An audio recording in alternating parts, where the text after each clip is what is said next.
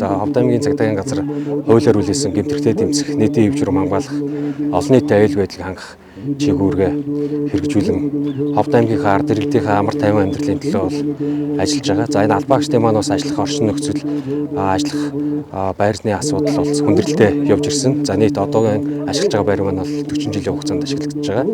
За гонтоорын хэрэгэлцээ, иргэдэд үйлчлэх хүртээмж, энэ чанар байдлыг сайжруулах зорилгоор улсын их хурлаас 24 оны төсөвт 8.5 тэрбум төгрөгийн төсөв төртгөөр шинэ гонтоорын барилга маань баригдана. 25 оны 11 сард баригдаж ашиглалтанд орохоор бол гүйцэтгэгч компани маань ажиллаж байна. Ховд аймаг маань одоо дээшгээ шинэ суурьшлийн бүс гээд бас тэлж байна. За үүнтэй уялдаад бас бидний эргүүл хяналт шалгалт, за ард иргэдийнхээ аюулгүй амар тайван амьдралын төлөө бас ажил үйлчлэгийг хүртээмжтэй өргөхөд бас энэ дээшгээ шинэ суурьшлийн бүс дээр бол сонгож гонтоорын барилга баригдаж байгаа.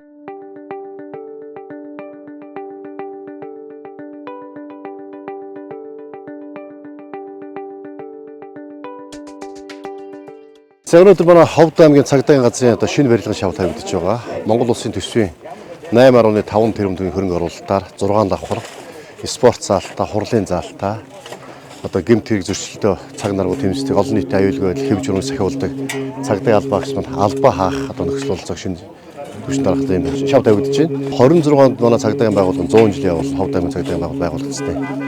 Түүний өмнө ашиглалтанд орох юм онцлогтой. 21 аймагт байхгүй 6 давхар 3.1 квадрат ийм сайхан барилга баригдаж байна.